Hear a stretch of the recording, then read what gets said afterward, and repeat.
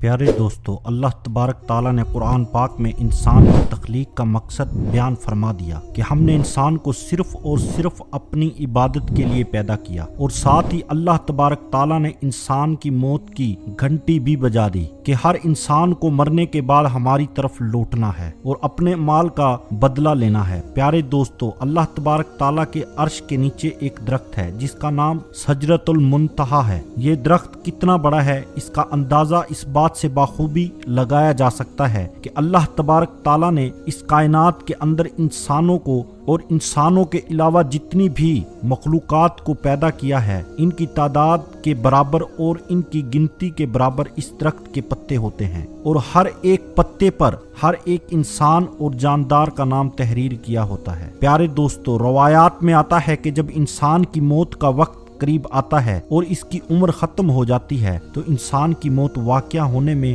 صرف 40 دن باقی رہ جاتے ہیں۔ تو اس وقت حضرت عزرائیل علیہ السلام کے سامنے اس درخت کا ایک پتا گر جاتا ہے۔ اس پتے پر اس بندے کا نام تحریر ہوتا ہے جس کی موت واقع ہونا ہوتی ہے۔ اس طرح جب سجرۃ المنتہا سے جس انسان کے نام کا پتا گر جاتا ہے، اس وقت آسمان کے تمام فرشتے اس شخص کو مردہ کہنا شروع ہو جاتے ہیں، اور وہ مرنے والے سے 40 دن پہلے فرشتوں کی لسٹ میں مردہ لکھ دیا جاتا ہے۔ پیارے دوستو، اس طرح وہ انسان جس کے نام کا پتا گر چکا ہوتا ہے وہ دنیا میں 40 دن تک زندہ رہتا ہے، اور جب اس کی زندگی کے 40 دن پورے ہو جاتے ہیں تو ملک الموت علیہ السلام اس کے پاس آتے ہیں اور اس شخص کے سامنے آ کر بیٹھ جاتے ہیں۔ اس وقت بندہ اپنی بیماری کی تکلیف میں ہوتا ہے۔ جب وہ ملک الموت علیہ السلام کو دیکھتا ہے تو اس کو دیکھ کر گھبرا جاتا ہے اور اسے پوچھنے لگتا ہے، تو وہ کہتے ہیں کہ میں ملک الموت ہوں اور تمہاری روح قبض کرنے کے لیے آیا ہوں۔ پیارے دوستو، ملک الموت علیہ السلام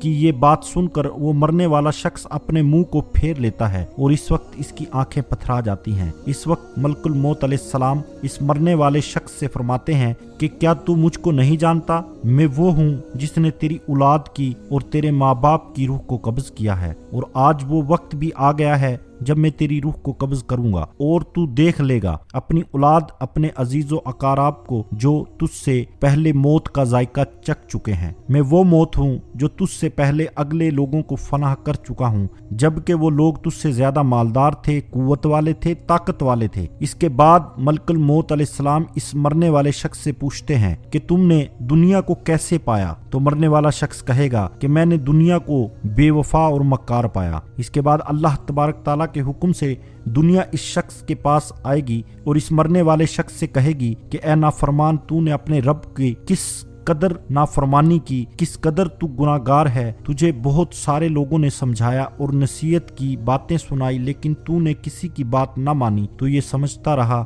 کہ میں اس دنیا میں ہمیشہ ہمیشہ رہوں گا اور مجھے موت نہیں آئے گی۔ اس کے بعد وہ دنیا جس سے انسان ساری زندگی محبت کرتا رہا اور اپنی آخرت کو چھوڑ کر گناہوں کے اندر مبتلا رہا، اس وقت وہی دنیا اس مرنے والے شخص سے کہے گی کہ میں تجھ سے اور تیرے مال سے بیزار ہوں۔ پھر اس کے بعد اللہ تبارک تعالیٰ کے حکم سے اس مرنے والے شخص کو مال اور اس کے سامنے آئے گا اور اسے کہے گا کہ اے نافرمان، تو نے ناحق اور ناجائز طریقے سے مجھے حاصل کیا اور تو مجھ کو گناہوں کے اندر خرچ کرتا رہا۔ اگر تو اپنا مال غریبوں اور مسکینوں پر خرچ کرتا تو آج میں تیرے کام آتا۔ پیارے دوستو، اس کے بعد مرنے والے انسان کی زبان بند ہو جاتی ہے، اور جب مرنے والے انسان کی زبان بند ہو جاتی ہے تو اس کے بعد 4 فرشتے اس کے پاس آتے ہیں اور سلام کرتے ہیں۔ جب پہلا فرشتہ آتا ہے تو مرنے والے شخص کو سلام کرتا ہے، اور سلام کرنے کے بعد اس بندے سے کہتا ہے کہ اے اللہ کے بندے، میں تیری روزی پر موکل فرشتہ ہوں۔ میں نے پورے روئے زمین میں مشرق سے لے کر مغرب تک تیری رزق کو تلاش کیا، مگر تیری روزی کا ایک بھی لقمہ میں نے کہیں نہیں پایا۔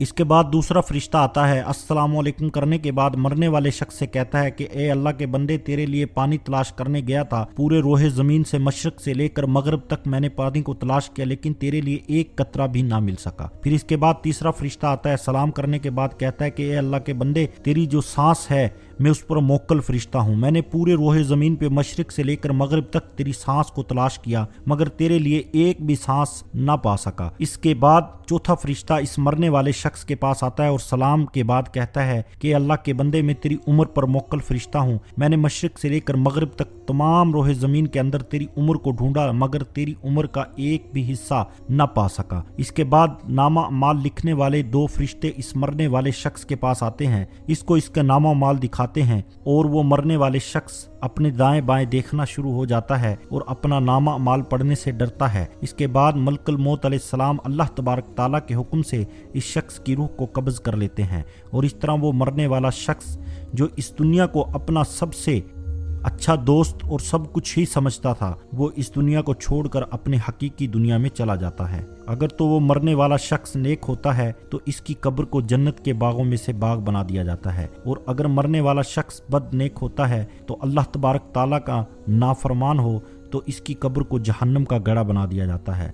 अल्लाह तबारक ताला से दुआ है कि अल्लाह तबारक ताला हमें नेक अमाल करने की तौफीक अता फरमाए। और सब भाई, रमज़ान आने वाला है, नमाज की पाबंदी शुरू कर दो। ये सीज़न है, इसमें अपने सारे के सारा गुनाह जो है अल्लाह पाक से माफ़ करवा लें, क्योंकि सीज़न के अंदर तो हर कोई कमाई करता है। तो हमारा भी वक्त आ चुका है कि हम कमाई करने वाले बने।